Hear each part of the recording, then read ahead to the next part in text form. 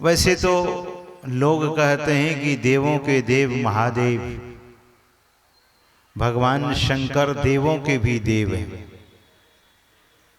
लेकिन भगवान शंकर कहते हैं न गुरोरधिकम कश्चिन त्रिषु लोकेषु विद्यते। भगवान शंकर कहते हैं, भगवान शंकर तो देवों के देव महादेव अवश्य हैं, लेकिन जो देवों के देव महादेव हैं उनकी वाणी का पाठ हम आप सुन रहे थे। वे कहते हैं कि न गुरोरधिकम कश्चिन त्रिषु लोकेषु विद्यते, गुरु से अधिक कोई नहीं है। कबीर साहब तो बड़े स्पष्ट शब्दों में, बहुत सरल वाणी में, 3 लोक 9 खंड में गुरु ते बड़ा न कोई, करता करे न करी सके, गुरु करे सो होय। इसलिए गुरु को सिर पर राखिए, चलिए आज्ञा माही, कह कबीर ता दास को 3 लोक डरना ही। इतना बड़ा आश्वासन कौन दे सकते हैं सज्जनों? आपको दिया कोई क्या? सदगुरु के अलावा इतना बड़ा आश्वासन कोई नहीं दे सकते। कहा कबीर ता दास को, उस दास को, किस दास को? जो गुरु को सिर पर रखते हैं, उनको फिर 3 लोकों में डर नहीं लगता। इसीलिए संत शिशु सूर जी महाराज प्रधानमंत्री, तत्कालीन प्रधानमंत्री इंदिरा गांधी जी के पास चले गए। प्रधानमंत्री के पास पहुंचने में बहुत सारा द्वार पार करना पड़ता है, लेकिन जो सुषमना द्वार को पार कर गए तो बाहर के द्वार को पार करने में क्या कठिनाई आ सकती है। साधारण नहीं थे संत शिशु सूर जी महाराज।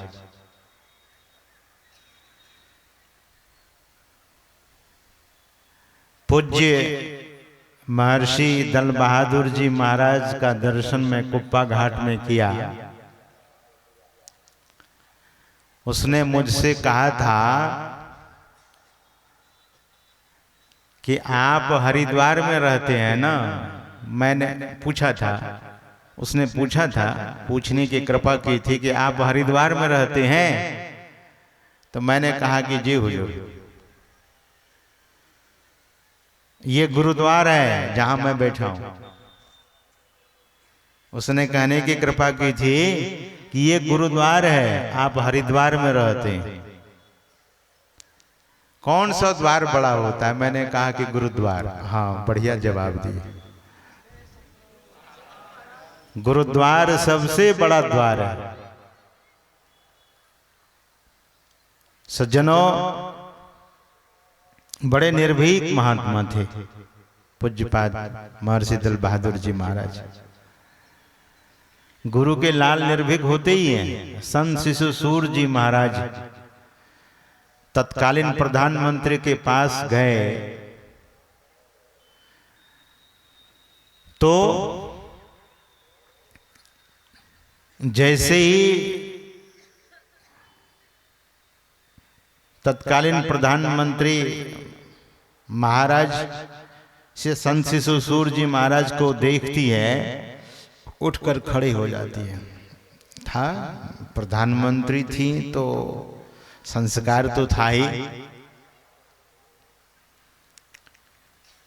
और पूज्यपाद संत शिशु सूर जी महाराज से कहते हैं कि बाबा आप बैठिए तब मैं बैठूंगी।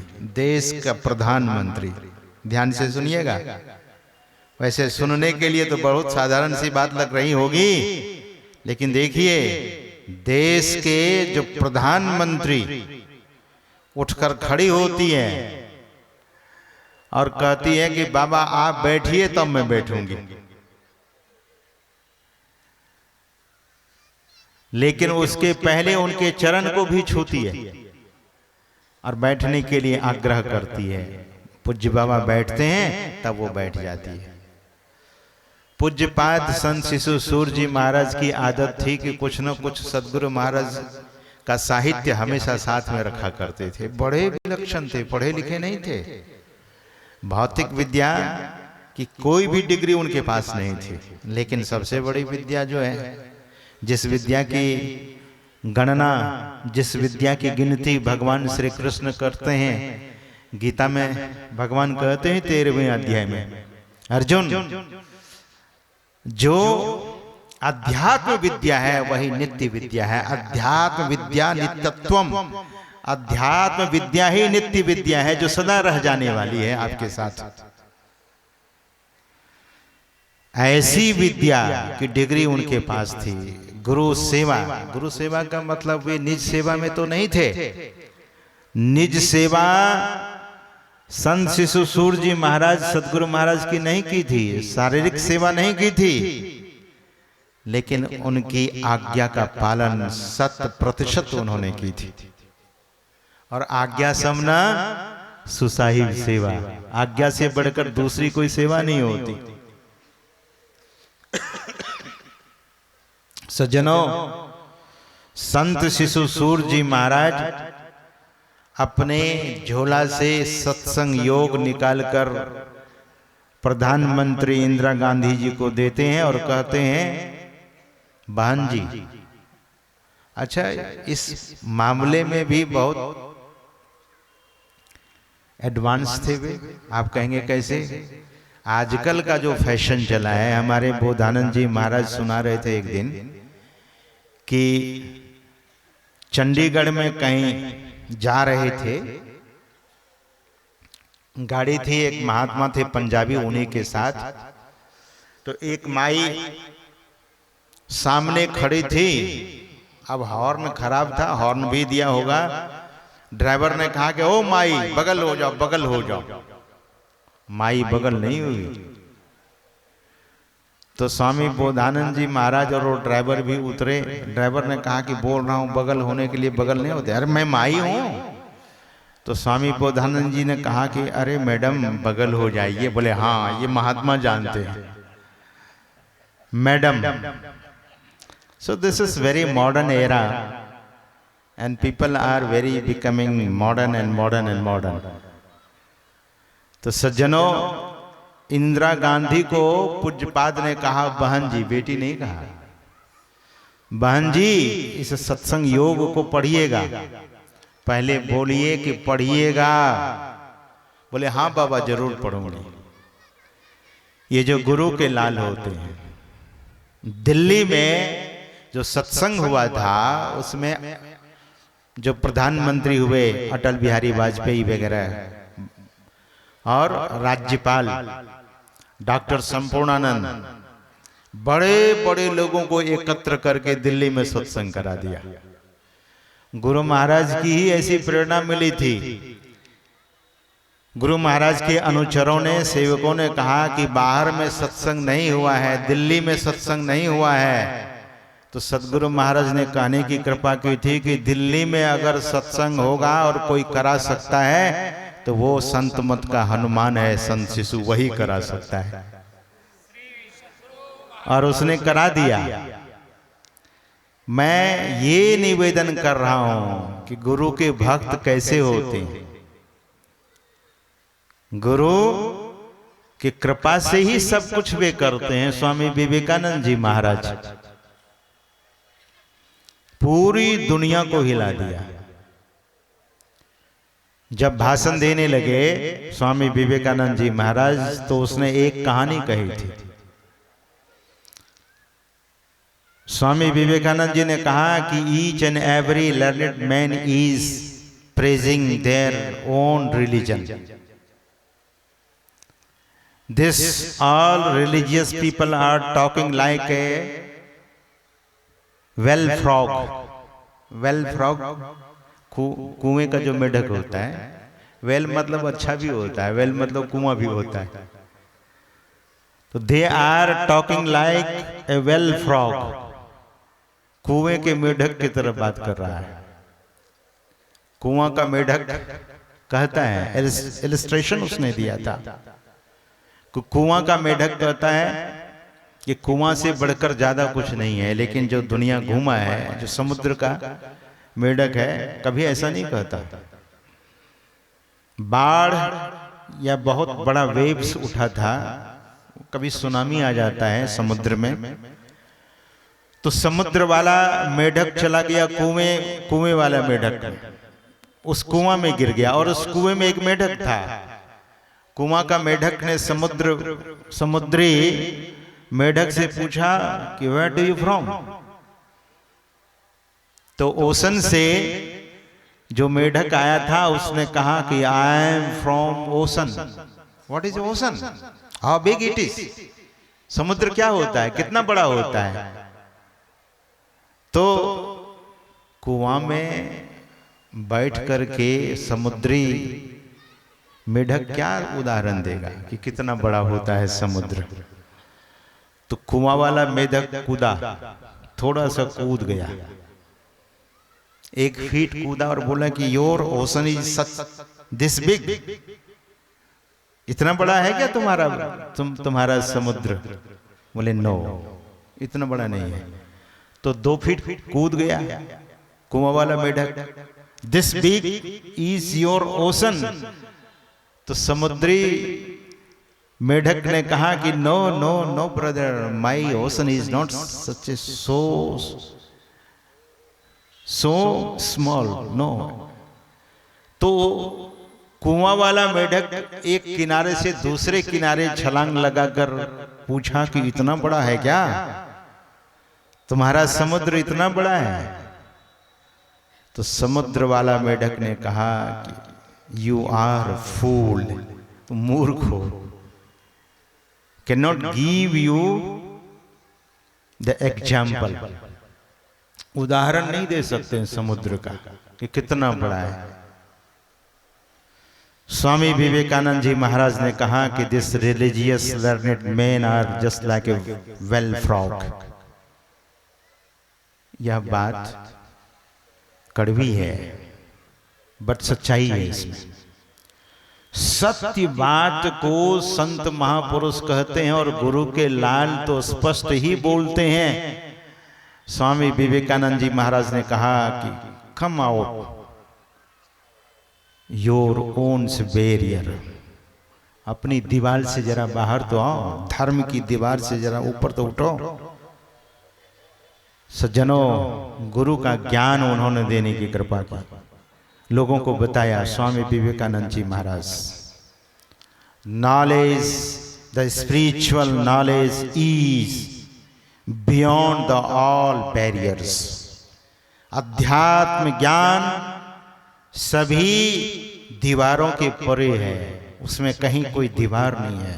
The spiritual knowledge is the universal knowledge. अध्यात्म ज्ञान दरअसल में वैश्विक है, पूरे विश्व के लिए होता है। और अपनी सोच से, you have got the frame, you have got the idea, आपके विचार का एक फ्रेम है जो सबको मापते फिरते हैं। सज्जनों, स्वामी विवेकानंद जी महाराज एक ऐसे निर्भीक सन्यासी हुए, ऐसे निडर सन्यासी हुए कि 7 समुद्र पार जाकर और सबों को वह आत्मज्ञान का बोध कराया कि देखो आत्मज्ञान क्या होता है, स्पिरिचुअल नॉलेज क्या होता है, अध्यात्म ज्ञान क्या होता है। मैं निवेदन कर रहा था कि काष्ठ जिह्वा स्वामी जी महाराज कहते हैं कि सबसे बड़ी गद्दी जब तप करके स्वर्ग कमाया, यह तो काम मजदूरों का, करना सही न लेना कुछ भी, अब बाना झाखड़ झूरों का। अनगढ़ मत है पूरों का, यहाँ न काम धतुरों का। कचड़ा और मटमैला रास्ता, झूठे कायर क्रूरों का। निर्भय साफ अमीरी रास्ता, सच्चे साहब सुरों का। सज्जनों, संत सदगुरु महाराज का जो मार्ग है, संतों का जो मार्ग है, वह कैसा है? निर्भय साफ अमीरी रास्ता, रास्ता निर्भय, उस रास्ते पर चलने पर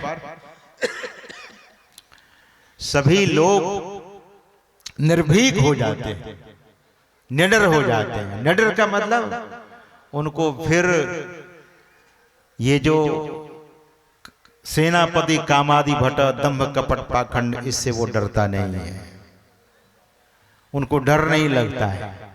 तो ऐसे सच्चे साहब और जो सही माने में वीर पुरुष हैं, ऐसे सदगुरु की शरण ग्रहण करना चाहिए। सिकंदर लोदी महात्माओं को बहुत सताता था, गुरुजनों को बहुत सताता था। इस देश में ऐसे ऐसे क्रूर शासक हुए जो आप उतना सोच भी नहीं सकते, आप इतना नहीं सोच सकते। क्या हुआ?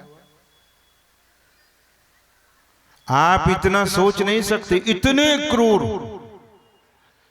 साधु संतों को जिंदा आग में फेंकवा देता था। ऐसा था सिकंदर लोदी, इतना क्रूर था। लेकिन गुरु कितने दयालु होते हैं। इस पाप से सिकंदर लोदी के शरीर में इतनी जलन पैदा हुई कि पानी डलवाता रहता था। उस जमाने में लोग शायद बर्फ बनाना नहीं जानते होंगे, कुआं का पानी डलवाता था शरीर पर, फिर भी आग लगी रहती थी उनके शरीर में। सिकंदर लोदी कहता था कि बस शरीर ही देख लो, लेकिन आग इतनी लगी हुई इसमें। कभी भी किसी की बद्दुआ नहीं लेनी चाहिए, और खास करके साधु संतों को कभी सताना नहीं चाहिए। भगवान श्री कृष्ण कहते हैं कि जो कोई मेरे साध दुखावे, जड़ा मूल से खो, नारद साध सो अंतर नाही। महापुरुष कहते हैं कि भगवान कहते हैं कि जो मेरे साधु संत को दुखाते हैं उनको मैं जड़ मूल से नष्ट कर देता हूं। भगवान की वाणी है। सिकंदर लोदी के शरीर में इतनी जलन पैदा हुई, लेकिन किसी तरह से पता लगा कि संत कबीर का अगर दर्शन हो जाए और वे आप पर मेहर कर दें तो आपका शरीर की जलन समाप्त हो जाएगी।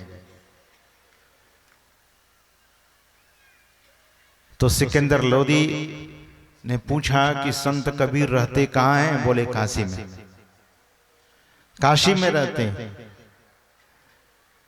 तो काशी नरेश के पास खबर भिजवा देता है कि मैं आ रहा हूं। दिल्ली का सम्राट काशी नरेश के पास खबर गई तो वहां उनके आव भाव में काशी नरेश ने व्यवस्था कर दी। सिकंदर लोदी वहां पहुंचता है, काशी नरेश से मुलाकात होती है। काशी नरेश ने कहा कि हाँ, संत कबीर अगर आप पर कृपा कर दें तो ये तो छू मंत्र जैसी बात है, होगी आपके लिए, लेकिन अगर थोड़ी भी उदंडता बरत दी तो फिर न जाने क्या क्या होगा, उस देख लीजिए सम्राट। सिकंदर लोदी ने कहा कि नहीं नहीं, मैं विनम्र भाव से उनके पास जाऊंगा, आप भी मेरे साथ चलिए। काशी नरेश और दिल्ली के सम्राट सिकंदर लोदी दोनों जाते हैं संत कबीर साहब के दर्शन करने के लिए। जब पहुंचे तो पता लगा कि कबीर साहब अपने गुरु रामानंद जी महाराज के पास गए। स्वामी रामानंद की जिक्र आया है ग्रंथ साहब में। संत गरीबदास जी महाराज कहते हैं कि प्रेम भगति गुरु रामानंद लाए, करी कबीर भरपूर, मस्तक लाग रही, मारे गुरु चरणन की धूर, मस्तक लाग रही। मेरे मस्तक में सदगुरु के चरण धूल लगी हुई है।